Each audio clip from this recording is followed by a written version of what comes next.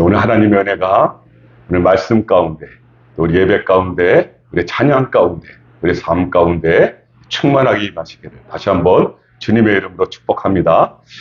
저는 오늘 사도행전 2장이죠. 2장 1절을 중심으로 4절까지 읽었지만 1절을 중심으로 해서 오순절의 의미, 오순절날이 이미 이름에, 오순절날이 이미 이름에 라는 제목으로 같이 은혜 받는 시간 되기를 원합니다. 여러분, 제가 아무래도 이슬람의 가장 강력한 나라에 있었잖아요. 그런데 그 나라에는 메카라는 곳이 있습니다. 이 메카에 뭐가 있냐면 그런 이슬람의 성지에 있는 카바라고 하는 신전이 있어요. 그런데 그 카바 신전에 해마다 그 라마단 기간이 되면요 무려 200만 명 가까이가 와요. 한두 명이 아니라요. 해마다 라마단 기간만 되면 200만 명이나 되는 사람들이 다 거기를 방문하는 거예요. 사실 기독교인은 거기에 들어갈 수가 없고요. 이슬람 교도만 들어갈 수 있는데 저는 어떻게 길을 한번 잘못 들어서 그 앞에까지 가게 된 거예요. 그 카바 신전까지 들어갔다니까요. 그 까만 큰 돌이 있는 정사각형 거기에 사람들이 거기를 빙빙빙빙 돌아요. 그 바깥에까지 사람들이 얼마나 인원이 많은지, 그래서 해마다 또 거기서 많은 사고도 발생을 하거든요. 그럼에도 불구하고 200만 명이나 되는 사람들이요 해마다 거기에 참석해서 그 신에게 자신의 충성을 보이고 있거든요. 여러분, 그런 것을 보면서 참 이 종교라고 하는 것, 신에 대한 열정이라고 하는 것이 얼마나 대단한지를 그런 걸 보면서 깨닫게 되는 거예요. 그들은요 죽기 전에 소원이 뭐냐면요 그 카바 신전에 한번 가보는 거, 그 메카에 한번 가보는 게 그게 그들의 소원이에요. 거기를 한번 갔다 오면은요 그들은 구원을 보장받거든요. 그래서 그들은 거기를 가고 싶어 하는 거 아니겠습니까? 여러분, 오늘 본문을 보니까 오늘 오순절 성령 강림은 이 초대교회, 처음 교회의 화촉을 밝혀주고 있잖아요. 성령님께서 낮고 천한 이 땅에 이 역사의 사건으로, 그죠? 등장하고 계시죠. 그 시작을 오늘 본문은 이렇게 1절에서 시작하고 있지 않습니까? 오순절 날이 이미 이름에. 여러분, 이스라엘은요 크게 3대 명절이 있어요. 그 순서적으로 본다면 이스라엘의 1월달이라고 할 수 있는 6월절, 그 6월절은 우리나라 달력으로 보면 보통 4월달이에요. 그 4월달이 지난 6월절로부터 50일이 지났을 때를 오늘 본문의 배경이 되는 오순절이라고 말해요. 그죠? 그 오순절로부터 또 한참 지나서 10월달쯤에, 우리나라로 10월달쯤에 장막절이라고 말합니다. 그래서 크게 우리나라의 추석이나 설날처럼 3대 명절이 있는데 그게 6월절, 오순절, 그리고 장막절 또는 초막절이라고 그러거든요.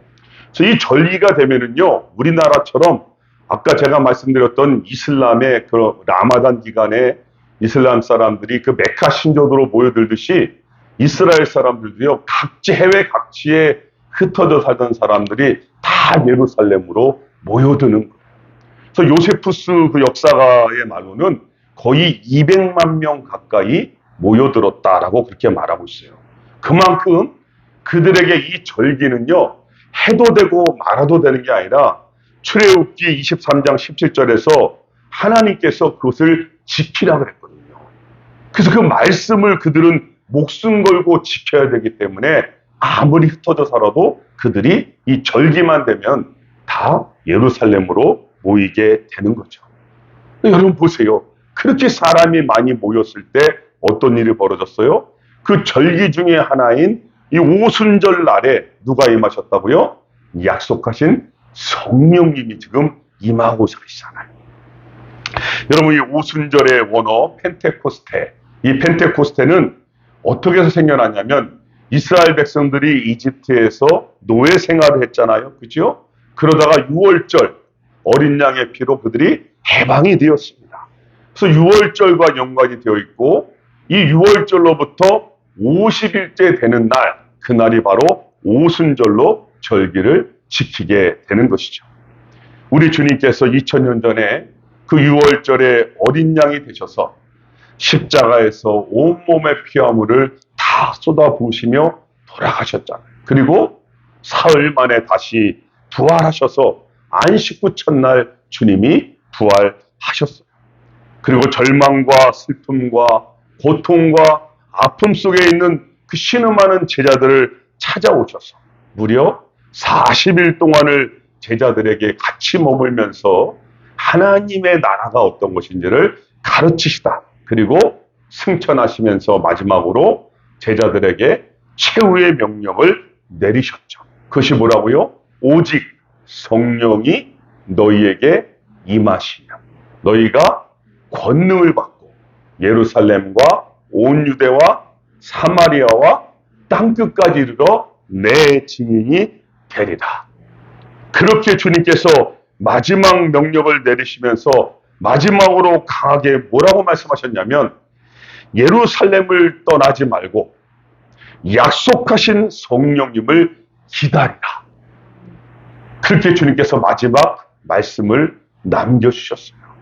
여러분, 그렇게 오늘 본문의 배경이 되는 120명은 주님의 말씀에 의지하여 그들은 모여서 기도했습니다. 여러분, 기도하는데 어느새 9일이 흘러갔어요. 9일이 흘러갔고 이제 10일이 되었는데 그 10일이 바로 50일째가 되는 6월절로부터 50일째가 되는 오순절 날이었던 것이죠. 여러분, 그래서 오늘 성경은 바로 1절에 그렇게 시작을 하고 있는 거예요. 1절 말씀 2장 1절 같이 읽어보시죠. 시작. 오순절 날이 이미 이름에 그들이 다 같이 한 곳에 모였더니 아멘. 그래서 오늘 성경은 뭐라고요? 오순절 날이 이미 이름에라고 시작하고 있어요.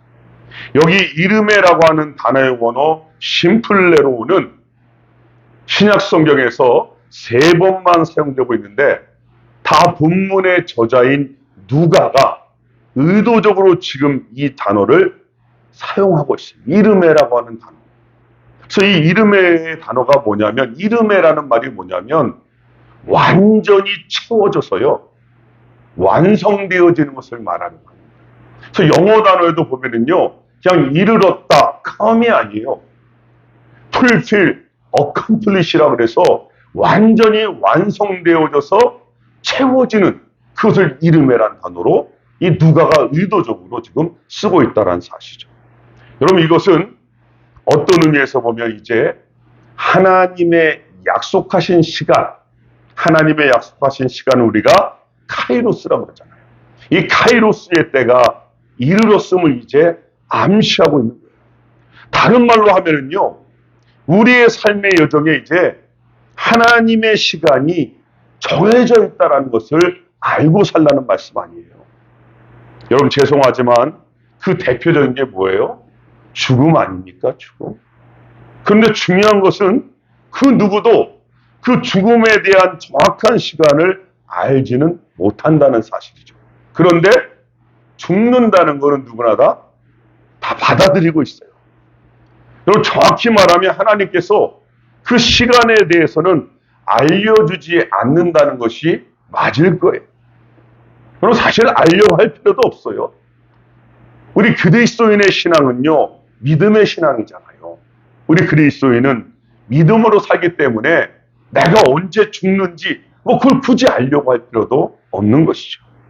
여러분, 우리 주님께서 그토록 사랑하는 제자들에게 또 끝까지 주님을 사랑하며 따르는 120명의 신실한 일꾼들에게만큼은 언제 그 약속하신 성령을 그 성령님께서 강림하시는지 정확한 날짜를 알려주시면 얼마나 좋았겠어요.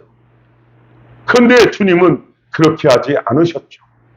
정확한 날짜는 알려주지 않았지만 그들이 해야 할 일은 분명히 말씀해 주셨습니다. 여러분, 그렇습니다.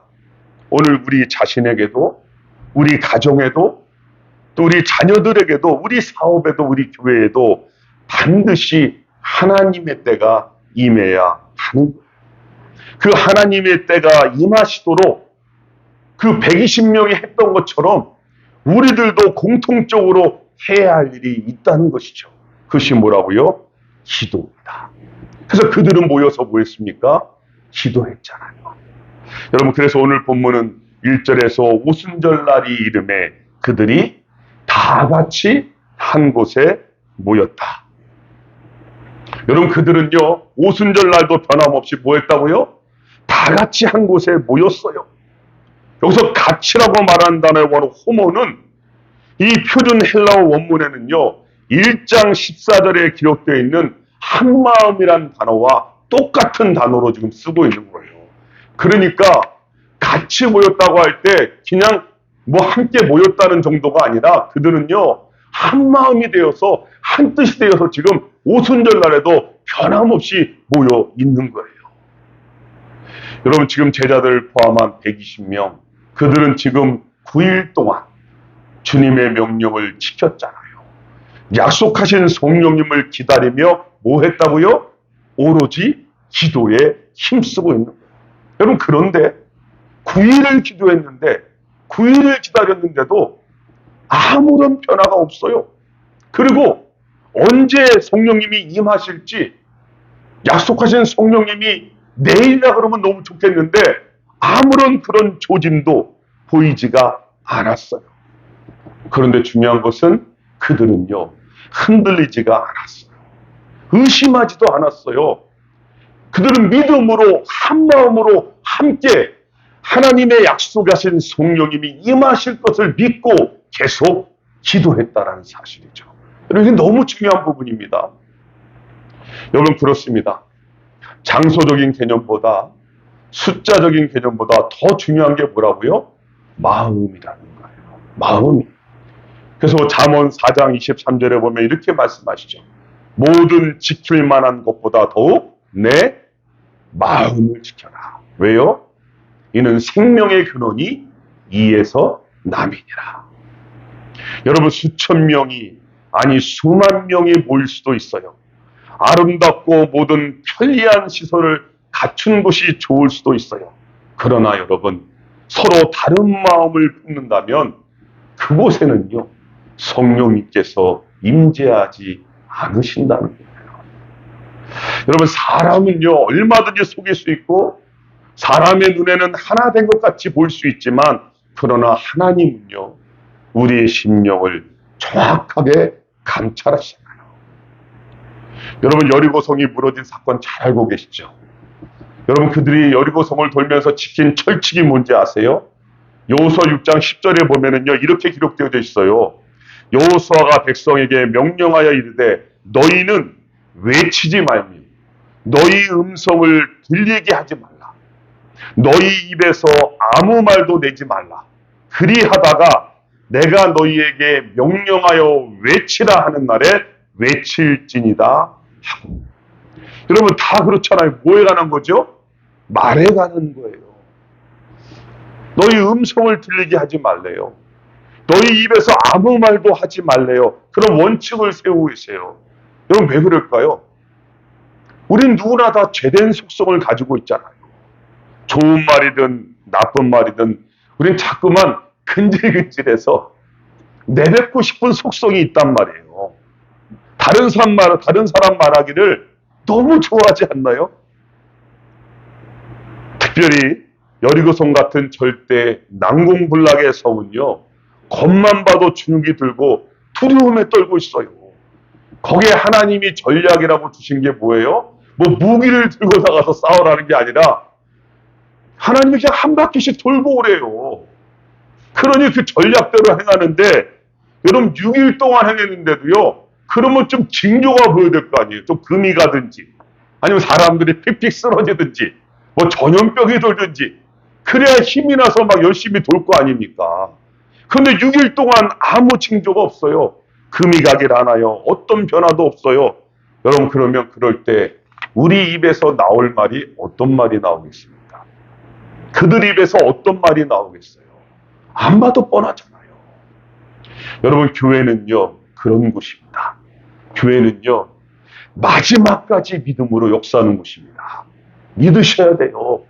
오늘까지 아무 일이 안 일어나도요, 교회는요, 믿음으로 한 마음으로 우리가 주여 기도하면요, 하늘문이 열린 역사가 임하는 것이 교회예요. 이걸 체험하러 하나님이 우리를 공동체로 불러주시는 거예요. 그래서 교회는 절대로 내 생각대로 내 마음대로 함부로 말하거나 그렇게 하면 안 되는 거예요. 왜요? 하나님이 보고 들으시기 때문이죠. 여러분, 우리가 진정으로 두려워해야 할 부분은 무엇이라고요? 오늘 모인 우리들이 한마음 되지 못할 때, 오늘 모인 우리가 기도하며 주님 앞에 나아가지 못하는 것, 그게 우리의 적이에요. 다른 것이 아닙니다. 여러분이 그것들과 계속 싸우며 나아가야 돼요. 아무리 상황이 우리를 가로막는다 할지라도 여러분, 기도의 자리, 예배의 자리로 나오시기를 주님의 이름으로 축복합니다. 이게 말세를 준비하는 거고요. 사실은요, 이게 가장 완벽한 노후를 준비하는 거예요. 자꾸만 통장에 돈 쌓아두는 게 노후를 준비하는 게 아니고요. 주님 전에 나와 기도의 자리, 예배의 자리에 마지막 삶의 순간까지 엎드리는 사람이 진정한 노후를 준비하는 거예요. 왜요? 하나님이 지켜주시니까. 그런 믿음을 좀 가져야죠. 그죠?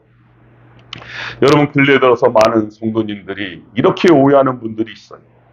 부흥이라고 하는 부분이죠. 부흥을 어떻게 생각하냐면 자꾸만 가시적으로 교회가 사람이 많이 모이는 것을 부흥이라고 착각을 하더라고요. 그러다 보니까 사람을 많이 모으기 위해서 교회들이 어떠한 수단과 방법을 총동원해서라도 사람만 많이 채우면 된다는 거예요. 그러니까 교회에서 뭐 자동차도 준다 그러고 뭐도 준다 그러고 어떻게든 간에 사람을 불러오는 게 부흥으로 착각을 하고 있단 말이에요. 편리이기주의와 집단 이기주의 방향으로 교회가 점점 더 변해져 가고 있는 거예요. 여러분, 그것을 멋있는 표현으로 하면 그러한 교회를 이머징 처치라고 해요. 다른 말로 하면 교회 가면 다 있다. 교회 가면 내가 필요로 하는 게 다 있다라는 거죠. 여러분, 제가 미국에서 공부할 때 성경학 박사과정을 밟을 때요, 그 이머징 처치에 대해서 토론했던 적이 있어요. 이게 과연 옳은 것인가? 과연 성경적인 것인가? 토론했던 적이 있거든요. 여러분, 그 방면이 하나님이 정말 원하시는 방법인지를 우리는 깊이 있게 고민해 볼 때가 됐거든요. 여러분, 지금 교회들의 대표적인 특징이 뭔지 아시죠? 다 수평이동이에요. 다 수평이동이거든요. 전도에 보면 아시겠지만 많은 분들이 교회를 다니거나 아니면 다니다가 쉬고 계시거나 아니면 어떤 분들은 이단에 또 빠졌거나 또 천주교를 다니거나, 우리 지역은 특별히 제가 다녀보니까 불교도도 많더라고요. 불교 다니는 분도. 그러니까 그만큼 순수한 불신자들을 만나보기가 어려운 시대예요. 여러분, 이런 시대적 흐름에서 진정한 부흥의 의미를 어떻게 정의할 수 있겠습니까? 어떻게 말할 수 있겠어요? 그건 다른 것이 아닙니다. 성경으로 정의해 본다면 한 마음으로 예배드리고 한 마음으로 기도하는 교회, 그것이 기준이 되는 거예요. 교회가 대형 교회냐 작은 교회냐 이게 중요한 것이 아니라 그 모인 무리들이 한 마음으로 예배하고 한 마음으로 기도하고 그렇게 집중되어지는 교회가 이 시대에 부흥하는 교회인 줄로 믿습니다. 여러분, 성령 행전을 여는 이 초대교회의 시작은 그 어떤 모임이나 프로그램, 심지어 성경 공부보다 먼저 앞선 것이 있었는데 그것이 뭐라고요? 한 마음으로 모여서 같이 기도하고 있었다는 거예요. 이거 빠지면 다 가짜예요. 이거 빠지면요 아무런 힘도 없는 거예요. 쇼맨십밖에 되지 않는 거예요. 여러분, 이 말씀은 성령님께서는요 한 마음으로 기도하는 곳에 바로 그곳에 임재하신다는 말씀 아니겠어요? 여러분, 성령님은 공동체를, 교회를 분열시키시는 분이 아니잖아요. 그러니까 자꾸만 교회를 어떤 뭐 합리적인 다른 이유를 대갖고 분열시키는 것은요, 그것이 어떠한 사람이든 생각이든 사상이든 아무리 옳게 설득한다 할지라도 사실은 이 분열시키는 것은 원수막에게 손등다고 하는 것이 맞은 거예요. 여러분, 성령님은요 우리로 하나 되게 하시고 일치하게 하는 분인 줄 믿습니다. 오늘 우리가 이 120명의 한마음 기도를 통하여 무엇을 배게 되냐면, 적어도 이 모인 120명은요 성령님을 기대하며 사모했어요. 기대하며 사모했어요. 여러분 그렇잖아요. 올바른 믿음은 우리로 올바른 기대감을 가지게 하지 않나요? 사모하게 만들잖아요. 마치 시편 기자의 고백처럼 사슴이 시냇물을 찾기에 갈급한 같이 내 영혼이 주를 찾기에 갈급하나이다. 오늘 우리가요 정말 사슴이 그 시냇물을 못 먹으면 죽잖아요. 그 심령으로 그 찾았던 것처럼 오늘 우리가 이 예배 자리가 그렇게 나아왔다면 주님의 은혜가 어떻게 안 임할 수 있겠어요? 그렇죠? 갈급한 심령에 채우시는 하나님의 은혜의 생수를 받아 마실 줄로 믿습니다. 여러분 성령님을 향한 기대감과 그 사모함은요 우리에게 열정을 만들어주는 거예요. 그래서 그 열정의 강도는요 어떻게 생긴다고요? 내가 얼마나 성령님을 기대하고 사모하는가가 나의 열정으로 나타나게 됩니다. 여러분 정말 성령님을 기대하십니까? 사모하십니까? 너무 아멘이 작네요. 정말 성령님을 기대하고 사모하십니까? 네. 우리 교회는요 다른 것은 몰라도 성령님을 기대하고 사모하는 그런 교회가 되었으면 좋겠어요. 여러분 우리 교회가요 최고의 교회는 못 되고 또 그렇게 이름난 교회는 못 된다 할지라도 성령님을 기대하고 사모하는 데 있어서는 누구에게도 지지 않는 그런 교회, 그런 성도님들, 그런 또 우리 모두가 되기를 주님의 이름으로 축복합니다. 여러분 120명 모인 이분들은요 진정으로 성령님을 사랑했어요. 사랑했어요. 여러분 어떻게 하냐고요? 우리가 보통 성령님을 말할 때 뭐라고 말하죠? 우리 성령님은 인격적인 분이시다라고 그렇게 고백을 해요. 여러분 인격적인 분이 움직이는 건 어떻게 움직여요? 사랑이 아니면 움직이지 않습니다. 인격적인 분은요 사랑을 통해서 움직이는 거예요. 여러분 성령 하나님은요 내 뜻과 내 목적을 이루기 위해서 갖다 붙이는 부적이 아니에요. 마치 성령 하나님을 뭐 자신의 부하다듯 하는 분들이 얼마나 많은지 모르겠어요. 뭐 휙휙거리고 뭐 손으로 막 밀고 마치 성령 하나님을 뭐 내가 그냥 주의되고 그렇게 하는 사람들을 여러분 그런 데 속아 넘어가지 마세요. 성령님은요 성령의 열매는 인격적인 것과 관련이 있어요. 그래서 성령님의 최고의 열매가 뭐라고요? 사랑. 그 사랑이에요. 여러분 그러니까 우리 교회가 다른 것 추구하지 말고요. 정말로 사랑하는 교회가 되면은요.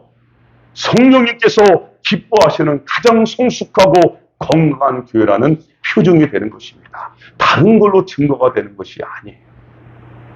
여러분 제자들과 모인 무리들은 그렇게 성령님을 사랑했어요. 그들 안에는요. 사랑이 흘러넘칩니다. 그래서 우리가 나중에 보겠지만 그들은요. 어느 정도까지 사랑이 흘러넘치지 아세요? 가장 이 시대에 힘들다고 말하는 물질, 소유욕, 자기 것조차도 내 것으로 여기지 않아요. 너무나 내 가족, 내 식구, 내게만 똘똘 뭉쳐있는 내 교회 이게 깨져버리는 거예요. 그래서 성령님께서 역사하시니까요. 가장 힘들다고 하는 소유욕조차도 뛰어넘어서 가난한 사람이 없대요. 핍절한 사람이 없대요. 내 것으로 여기는 사람이 없을 정도까지 하나님이 성숙시켜 가시는 거 아니겠습니까? 여러분 오늘 예수님을 믿음으로 고백하며 살아가는 우리에겐 성령님이 항상 함께 하신 줄로 믿습니다. 예. 그런데 우리 안에 계신 그 성령님께서 지금 우리로 인하여 얼마나 기뻐하고 계실까요? 아니면 말할 수 없는 탄식으로 슬퍼하고 계실까요? 만약에 여러분 후자라면 당장 멈추어서서 우리 자신을 돌아봐야 할 것입니다. 그리고 다시 은혜의 자리로, 예배의 자리로, 기도의 자리로 나아가는 우리 모두가 되시기를 주님의 이름으로 축복합니다. 이제 말씀을 맺어볼게요. 여러분 제가 오늘 찬양을 불렀잖아요. 그죠? 오늘 찬양을 그래서 불렀어요. 예전에 많이 불렀던 찬양 그 가사를 제가 읽어드립니다. 허무한 시절 지날 때, 깊은 한숨 내쉴 때, 그런 풍경 보시며 탄식하는 분인데 고와 같이 너희를 버려두지 않으리. 내가 너희와 영원히 함께 하리라. 억눌린 자, 갇힌 자, 자유함이 없는 자, 피난처가 되시는 성령님 계시네. 주의 영이 계신 곳에 참자유가 있다네. 진리의 영이신 성령이 오셨네. 성령이 오셨네. 성령이 오셨네. 내 주에 보내신 성령이 오셨네. 우리 인생 가운데 찾아오셔서 그 나라 꿈꾸게 하시네. 여러분, 오늘 제자들과 모임부리에게 찾아오신 성령님은요, 그 나라를 꿈꾸게 하셨어요. 여러분, 성령님은 우리를 새롭게 하시는 분이십니다. 성령님은 오늘 우리를 위로하는 분이십니다. 성령님은 오늘 우리를 위하여 탄식하는 분이십니다. 성령님은 우리에게 권능을 주시는 분이십니다. 성령님은 우리의 인생의 모든 문제를 해결해 주시리로 믿습니다.